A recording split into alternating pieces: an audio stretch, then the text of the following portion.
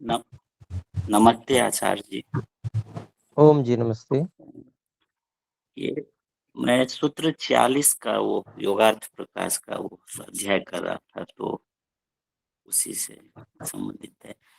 तो जैसे ये सविचारा और निर्विचारा में समाधि या समापत्ति जो है, उसमें सूक्ष्म वस्तु का अभिप्राय तन मात्राएं, इंद्रियां, मन, अहंकार, महत्त्व और जीवात्मा से है। और ये जो निर्विचारा समापत्ति है, तो उसमें हमने लिखा है कि ये दोनों समाधि जो है वो सालंबन वाली है। तो और जब जैसे जीवात्मा स्वयं का अनुभव करेगा इस समाधि में, तो जीवात्मा तो बाह्य वस्तु मतलब उसमें कैसे हुआ वो थोड़ा समझ में। जी जी, निर्विचार जो यहाँ पर है ना, निर्विचार उसमें जो सालंबनता आलंबन सहित होना है ना, इस कारण से ही जो आत्मा विषय है, उस आत्मा विषय को मैं निवेदन करूंगा, महेश जी कृपया अपना माइक को म्यूट कर लीजिएगा। जी धन्यवाद। तो जो आत्मा विषय है वह स्वयं के आलंबन के रूप में है, बाहरी विषय नहीं वहां पर है, ये तो तय बात है। तो इसी कारण से यहाँ पर जो विषय दिया है वो निर्विचार समापत्ति से निर्विचार समाधि की जो बहुत शुद्ध अवस्था है, बहुत सूक्ष्म अवस्था है, उसमें इसको बताया गया है अध्यात्म प्रसाद को। तो इसीलिए ये थोड़ा सा अलग से बताया है, निर्विचार वैशारद्य अध्यात्म प्रसाद है। वैसे 46 तक जो है वो जो सालंबन अन्य है उन्हीं की बात कर रहे हैं, जो लिंग जिसको सूक्ष्म विषयत्वम चालिंग पर्यवसानम बताया गया है, यानी कि अलिंग पर्यंत जो सूक्ष्मता बताई गई है उसी उन्हीं विषयों तक सालंबन कहा जाएगा। और ये जो आत्मा है उसको अपना सहारा आत्म आलंबन मतलब विषय स्वयं को बनाकर ऐसा माना जाएगा। तो इसीलिए उसको बिल्कुल हम वैसे मानेंगे तो सभी निर्विचार के अंतर्गत ही, लेकिन ये बहुत एक अलग थोड़ी सी अवस्था हो गई, थोड़ी सी भिन्नता है उसमें। वहाँ जो भौतिक विषय नहीं होते हैं विषय अध्यात्म प्रसाद में, तो स्वयं ही विषय होता है, ये तो सही बात है। तो उसको हम बिल्कुल उसके समान नहीं ले सकते। सालंबन का मतलब जैसे बाहरी वस्तुएं हैं उसके समान नहीं ले सकते, उसको हम उसी में समझते हुए उसको एक थोड़ा सा अलग भिन्न मान सकते हैं।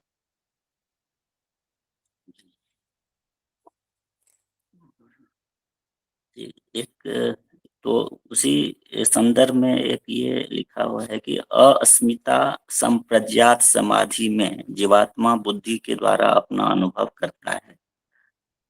तो ये अस्मिता संप्रज्ञात समाधि और संप्रज्ञात समाधि ये किस सूत्र में मतलब मिलेगा, ये इनका ज्यादा विवरण। संप्रज्ञात समाधि और असंप्रज्ञात समाधि पीछे पढ़ जी, चुके हैं हम लोग। वो केवल एक बार सूत्र का हाँ संख्या बता अवश्य, दें। अवश्य अवश्य बताता हूँ, एक मिनट।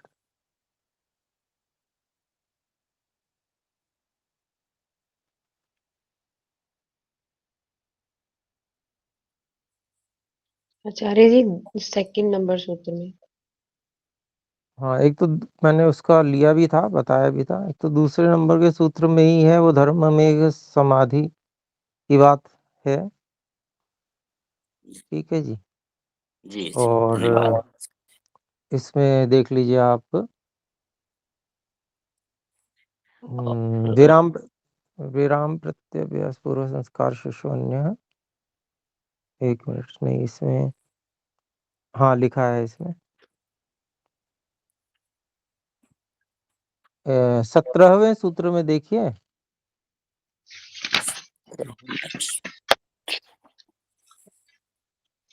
जी, वितर्क विचारा 10 जी जी इसके भाष्य में है ना, देखिए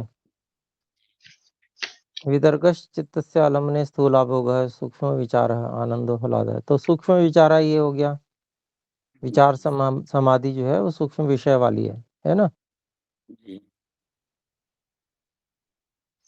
सूत्र 2 और सूत्र 17 और सूत्र 18 में भी है संप्रज्ञा संस्कार निरोधश चित्तस्य समाधि असंप्रज्ञात के लिए भी पूछ रहे थे आप। जी जी असंप्रज्ञात समाधि तो इसके भाष्य में है, देखिए और आगे भी आएगी वैसे। संस्कार शेषो निरोधश चित्तस्य समाधि असंप्रज्ञाता, ये जो भाष्य में कहा गया है। विराम सर्ववृत्ति प्रत्यस्तमय, उसके बाद संस्कार शिशु निरोध चित्त से समाधि संप्रज्ञाता। 18वें के भाष्य में जी जी है अच्छा। असंप्रज्ञात समाधि। हाँ, तो इससे आप क्या वैसे पूछना चाह रहे थे? नहीं, वो स्वाध्याय फिर से उसका अपने से करने के लिए कि वो, क्योंकि अब ये अध्ययन कर तो पीछे का था हाँ वो नहीं बिल्कुल, रिकलेक्ट। इसको जी बिल्कुल पूरा जो है जैसे पढ़ लिया है उसका फिर से एक बार सिंहावलोकन करना चाहिए। जी और जो साधना है उसमें भी निश्चित करके बैठना चाहिए, तय करके कि भाई हम जैसे मान लीजिए 2 घंटा बैठ रहे हैं तो हमें उसमें एक कार्यक्रम तय होना चाहिए, क्योंकि आरंभिक अभ्यासी को नहीं रहता इतना कि हम क्या करेंगे उस समय। बैठ गए, खाली बैठ गए तो उसमें बिल्कुल अगर हमारे को एकाग्रता कम है तो ऐसी स्थिति में भी हम थोड़े छोटे छोटे समयों का अपना कार्यक्रम बना सकते हैं कि मुझे 10 मिनट तक ये करना है, फिर 10 मिनट तक ये करना है, यहाँ धारणा करनी है। उसके लिए एक अपना क्रम बनाना चाहिए, नहीं तो समय बीतता जाएगा और मन को हम जिसको कहते हैं कि एकाग्र या नियंत्रण में पूरी तरह से लाने में सफल नहीं हो पाएंगे। तो दोनों काम साधना में भी और जो स्वाध्याय है उसमें भी जो पिछली बातें हैं जो सब हमने पढ़ी हैं उनको करते रहें और क्रम अपना बनाकर और एकाग्रता की ओर बढ़ते रहें साधना में। जी, और हम में से पूछना चाहते हैं बहन स्मृति जी, बोले।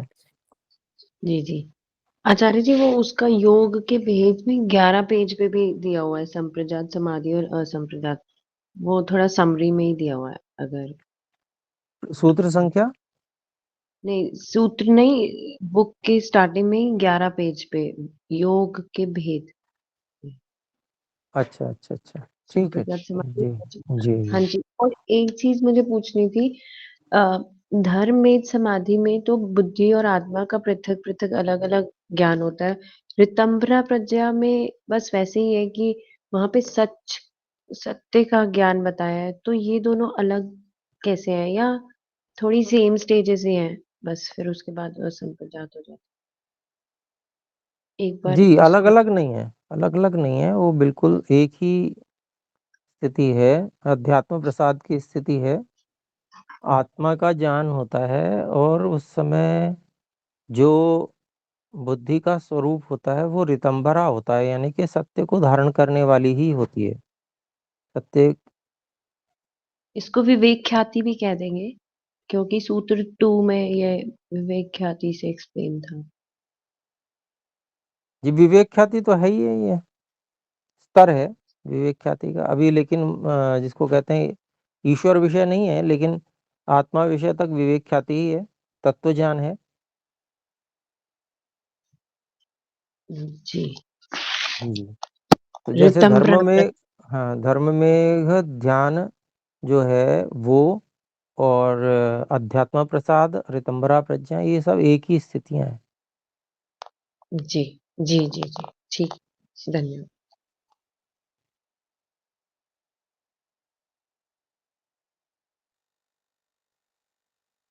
जी, भाई प्रकाश जी कृपया बोले।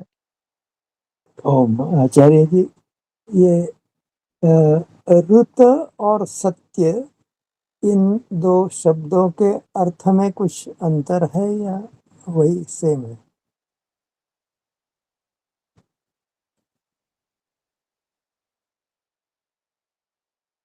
जी, ऋत और सत्य सामान्य रूप से समानार्थक ही हैं, लेकिन जहाँ ऋत और सत्य दोनों शब्दों को पढ़ा गया हो वहां पर उसमें थोड़ा सा भेद कर लेते हैं। जैसे एक स्थान है, वेद मंत्र है जहाँ पर संध्या में आता है, तो उसमें कर लेते हैं, भिन्नता रख लेते हैं। मान लीजिए ऋत जो है उस वेद ज्ञान को रख लिया और सत्य जो है वो कार्य जगत को रख लिया, इस तरह से। वैसे कोई भेद नहीं है, दोनों चीजें एक ही हैं, क्योंकि वेद ज्ञान और सृष्टि दोनों में कोई अंतर नहीं है, दोनों एक समान ही है। एक थ्योरी है, एक प्रैक्टिकल है, ऐसा मान के चले। धन्यवाद आचार्य जी। जी ओम, धन्यवाद।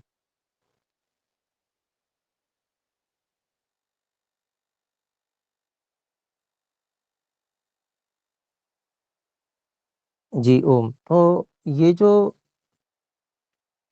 ऋतंभरा है, उसको और महर्षि व्यास जी ने जो तथा जो उत्तम से समझाया है,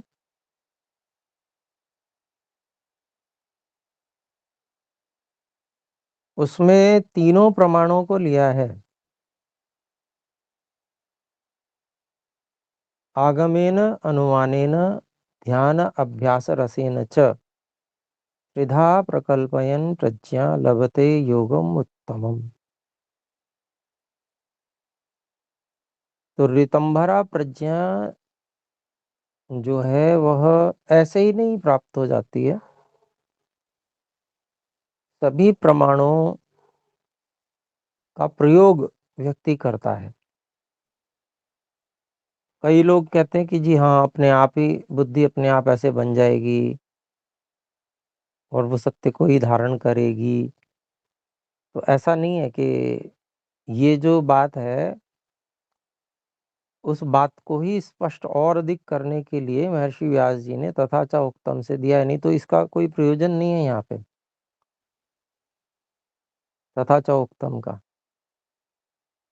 देखें एक बार कि यहाँ पर विषय चल रहा है, तस्मिन् समाहिते चित्तस्य या प्रज्ञा जायते तस्या ऋतंभरा इति संज्ञा भवति, अन्वर्थः च स सत्यमेव विवर्ति न च तत्र विपर्यास गंधो अपि अस्ति इति। अब यहाँ पर जो ऋतंभरा प्रज्ञा की बात बताई है, अगर ये जादुई कुछ होती, जादुई बुद्धि होती, तो अगली बात नहीं लिखते कि एकदम से ऐसी कोई जादुई स्थिति उत्पन्न हो गई कि जिसमें और वो सत्य को ही धारण करती है। उसको जिसको कहते हैं प्रैक्टिकली जिसको बता रहे हैं महर्षि व्यास जी, वो होती कैसे है, वास्तविकता होती कैसे है वो, ये कोई अपने आप हो गया और ऐसी स्थिति बन गई व्यक्ति की, ऐसा नहीं है। ये प्रयास पूर्वक होती है, प्रयास पूर्वक व्यक्ति को करनी पड़ती है कि वो सत्य को ही धारण करे। ऋषियों की बातों को लेकर चलना पड़ता है।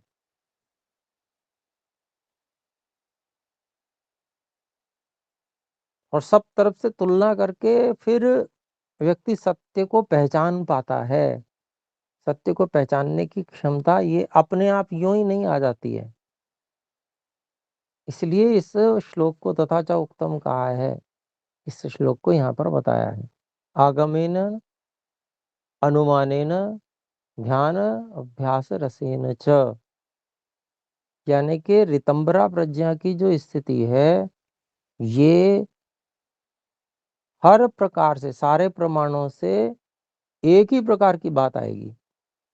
ऐसा नहीं है कि प्रत्यक्ष से जो बात आ रही है उसके आधार पे आप शब्द प्रमाण और अनुमान प्रमाण को भी झुठला सकते हो कि नहीं मेरा प्रत्यक्ष तो ये है, मेरी मेरी बात तो ये है। कुछ लोग ऐसा कहते हैं ना, मेरा साक्षात्कार तो ये कहता है। तो अगर वो शब्द प्रमाण से, वेद से, ऋषियों के साक्षात्कार से अलग है, तो इसका मतलब वो ऋतंभरा प्रज्ञा नहीं है।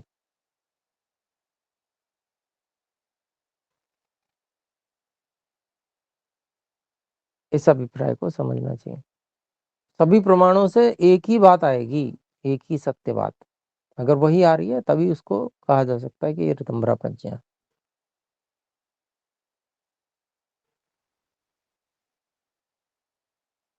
अन्य प्रकार से भ्रांति भी हो सकती है। कोई व्यक्ति भ्रांति पूर्वक भी कह सकता है कि मुझे ऋतंभरा प्रज्ञा प्राप्त है।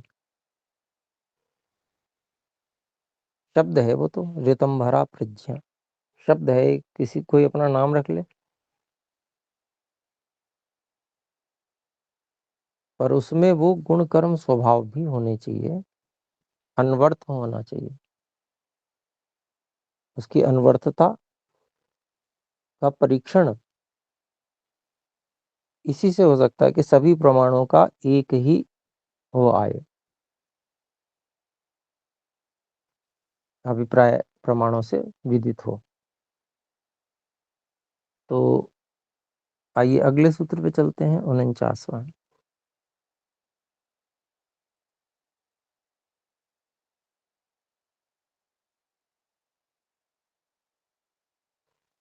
अवतरणिका है सा पुनः, ऋतंभरा प्रज्ञा के बारे में बता रहे हैं, उसकी विशेषता। और वह ऋतंभरा प्रज्ञा श्रुतानुमान प्रज्ञाभ्याम अन्य विषया विशेषार्थत्वात्। यद्यपि शब्द प्रमाण और अनुमान प्रमाण से ही भी वही तथ्य प्रकाशित होता है जो प्रत्यक्ष से होता है, लेकिन जो ऋतंभरा प्रज्ञा है उसका स्वरूप क्या है वो यहाँ पर बता रहे हैं।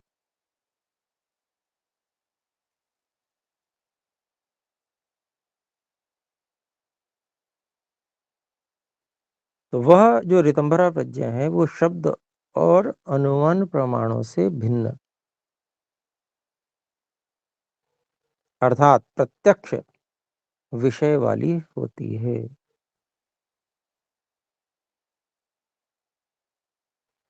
विशेषार्थत्वात्, इस ऋतंभरा प्रज्ञा का विशेष प्रयोजन होने से।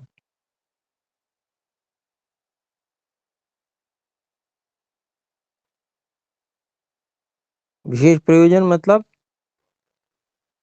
वस्तु के स्वरूप का विशेष ज्ञान कराने से। शब्द प्रमाण और अनुमान प्रमाण वस्तु का सामान्य ज्ञान करा सकते हैं, लेकिन प्रत्यक्ष प्रमाण वस्तु का विशेष ज्ञान कराता है।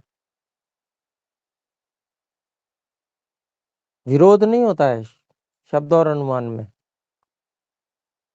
और प्रत्यक्ष में, केवल स्पष्टता का भेद है। प्रत्यक्ष सबसे अधिक स्पष्ट होता है, सभी प्रकार के संशयों को छिन्न भिन्न कर देने के सामर्थ्य वाला होता है। ये विशेषता प्रत्यक्ष की होती है, अत्यधिक स्पष्टता उस विषय की।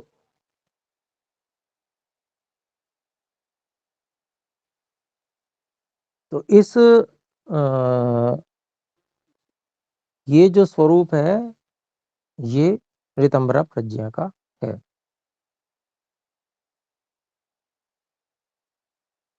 यहाँ अन्य विषय का अर्थ अगर कोई इस प्रकार का ले और मनमाना अर्थ करने लगे तो फिर वो कुछ कहीं और भी पहुंच सकता है, कुछ और गड़बड़ भी उसको समझ में आ सकता है। परंतु किसी भी बात को जैसा वक्ता कहना चाहता है उसके अनुसार समझने का प्रयास करना, यही पढ़ने वाले का धर्म है। और उसको तभी वो सही बात समझ में आ सकती है।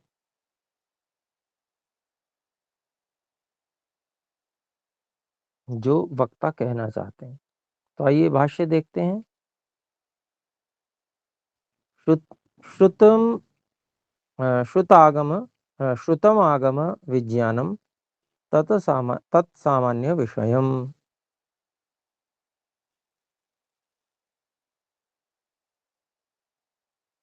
श्रुतम और आगम अर्थात जो शब्द प्रमाण वाला ज्ञान है, और मतलब श्रुतम और आगम एक ही बात हुई। वेद ज्ञान है जो सुना हुआ है, ऐसा जो शब्द प्रमाण है उससे जो ज्ञान होता है वो सामान्य विषय वाला है। नहीं आगमेन शक्यो विशेषोभिधातुम, न हि आगमेन शक्यः विशेषः अभिधातुम। शब्द प्रमाण से किसी वस्तु का विशेष स्वरूप कहा नहीं जा सकता है। अकस्मात कैसे, क्यों नहीं जाना जा सकता है? न ही विशेषेण कृत संकेतः शब्द इति।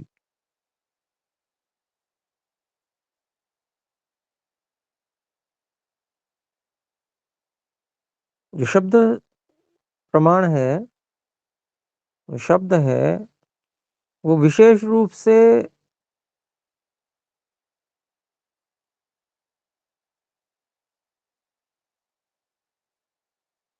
कितना शब्दों का प्रयोग किया जा सकता है,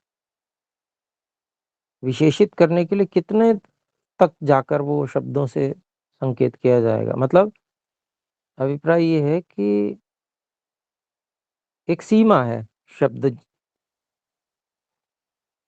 कुछ बता सकता है, लेकिन विशेष रूप से कोई शब्द जो है वो वर्णन शब्द से नहीं किया जा सकता, ये कहना चाहते हैं।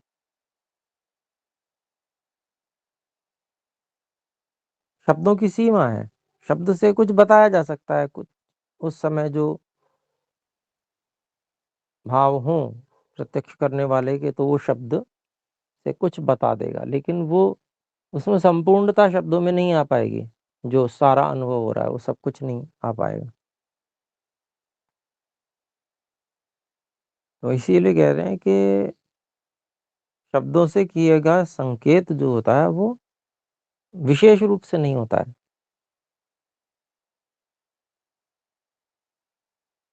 तथा अनुमानम सामान्य विषयमेव। वैसे ही जैसे शब्द प्रमाण है, वैसे ही अनुमान भी सामान्य विषय वाला ही है। तब तत्र यत्र प्राप्तिः तत्र गतिः, यत्र अप्राप्तिः तत्र न गतिः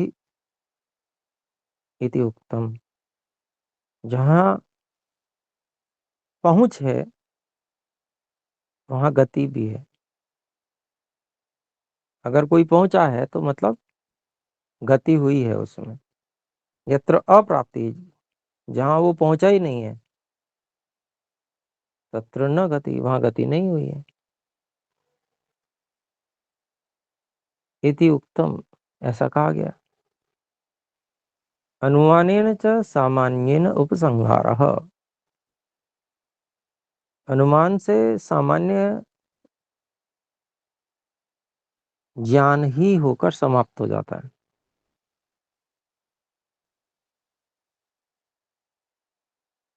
तस्मात् श्रुतानुमान विषयो न विशेषः कश्चिदस्ति इति।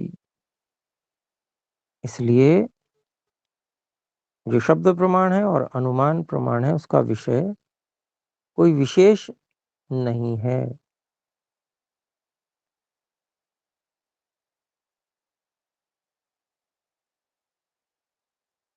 प्रश्न जो उठेंगे उन सब प्रश्नों का उत्तर यहाँ नहीं मिल सकता, इसलिए विशेष नहीं है। जो वस्तु के विषय में जानना चाहते हैं वो सब कुछ नहीं जाना जा सकता,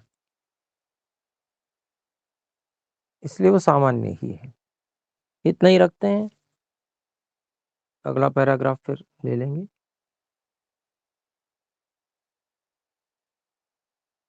तो प्रत्यक्ष विषय जो है वो विशेष होता है, यही अगले पैराग्राफ में बताएंगे।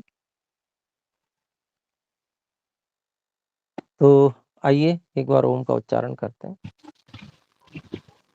ओ